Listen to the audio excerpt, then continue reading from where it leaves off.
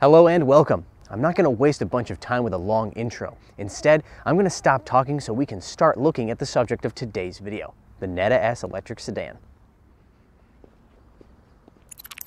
With hands-on test drives and reviews of exciting Chinese market vehicles, Wheelsboy is the #1 source for China auto insights. Be sure to check us out on Instagram and Facebook.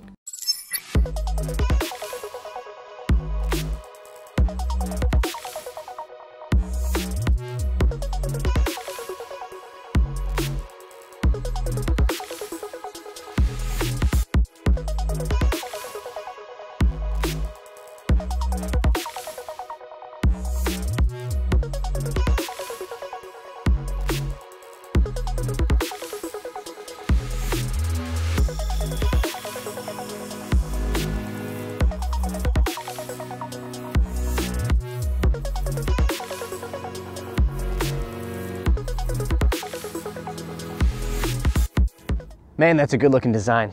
I mean, it's not a perfect design, of course. I wish, for example, they'd made those wheels a little bit less fussy and maybe 20 inches instead of 19. That's a pretty big wheel gap, and not to fat shame, but that rear end looks a little bit chubby, if you ask me. Still, it just looks sinister. I really like it. In fact, editor, give me about 10 more seconds of exterior B-roll before we move on to talking about trunk space.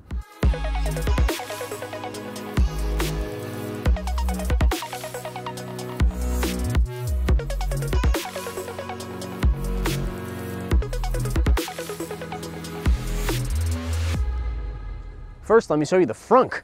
This thing is about the same size as the one in the BYD Seal, but neither of them are as big as the one in the Model 3.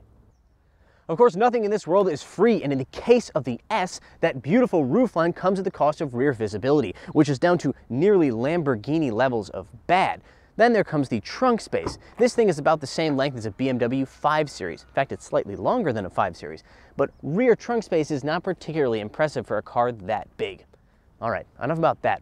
Let's check out the inside and see if it can match the exterior design of this car. Oh, that door sounds pretty cheap when you close it, and that's a warning of things to come. This is the most expensive Neta so far. Their previous efforts were focused on small hatchbacks and SUVs, which cost anywhere from $11,000 to $27,000 US. The cheapest version of the S is an extended range EV and starts at $28,000 US. Pure EV versions start at $35,000 USD, and the performance version we're driving today costs a little over $40,000. These seats may be trimmed in micro suede and real leather, but there's a surprising amount of other hard plastic materials in this interior for something that expensive. That includes, for example, the dashboard here, which appears to be made out of an orange rock-like material. It also seems to be pretty easy to scratch as well. Here in the center console, you have some pretty cheap black plastic, which also squeaks when you touch it. There's more black plastic on the steering wheel and the doors. The steering wheel buttons and the door or window switches, rather, are all capacitive touch, and unsurprisingly, they don't work very well. Thankfully, there's plenty in terms of design and tech to distract you from some of the more unsavory materials in here. I joked earlier about this looking like orange rock, but I actually quite like this kind of burnt orange interior color. I even like this fractal wood pattern, even if it looks much better than it feels. There's also the small fact of that big screen, which measures 17.6 inches and controls more or less everything in the car, all the way down to adjusting your seat.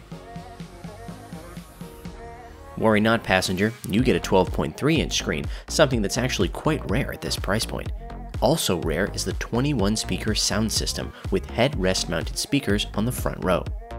But my favorite screen is certainly this 13.3-inch digital instrument cluster. It's sleek, it's simple, and it's almost retro-futuristic in its design. It has all the information you need and none of the information that you don't. The rear seats of the Neta S could be considered one of its highlights because it has a feature that almost none of its competitors have: adjustable rake. That is accomplished using the center console here. There's a touchpad, or kind of a capacitive touchpad.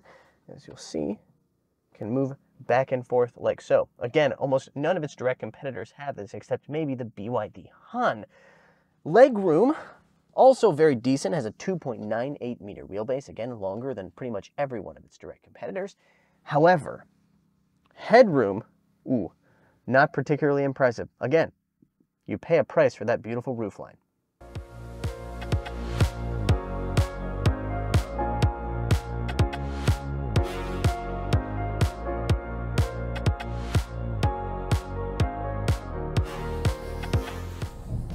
I should start by saying this is a pre-production vehicle, which means that some of its features haven't been activated yet. That includes, for example, the augmented reality heads-up display, which currently only shows the speed rather than the other features that it should have. It's doing a pretty good job of that, at least.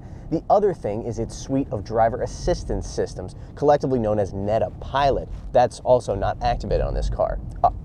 That reminds me. There is a single trim of this car which does have LiDAR available. That trim also includes an upgrade to this car's chipset, which takes computing power from 16 tops to 200 tops.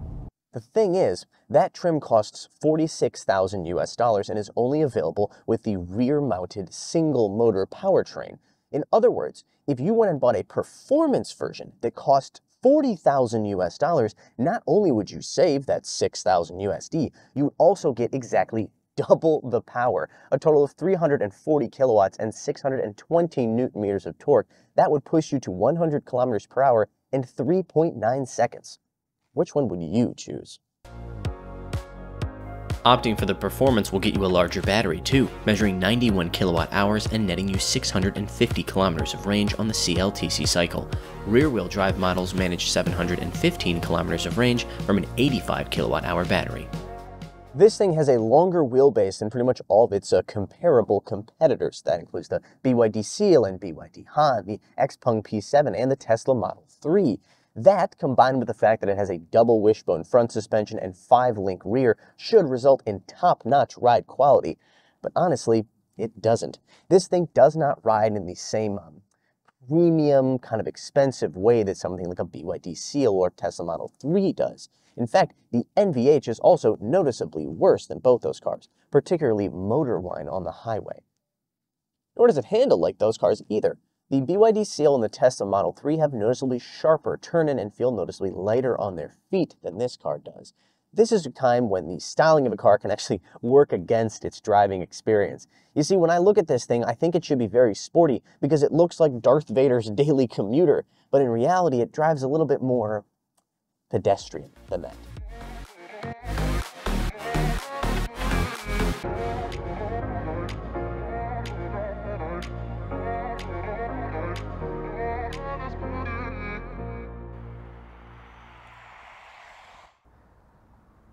Every new car purchase is a battle between practicality and passion. Potential buyers of the Neta S just need to accept the fact that this car doesn't have quite the same level of quality or driving experience as some of its competitors. But I mean, look at it. This thing is for sure the best looking car in this segment by far. It's a car you buy with your heart, not your head. And personally, I think they're going to sell quite a few of them. All right, that's all for today's video. Thank you so much for watching. Be sure to check us out on social media. All those links are in the description below. And as always, like, subscribe, and hit the bell.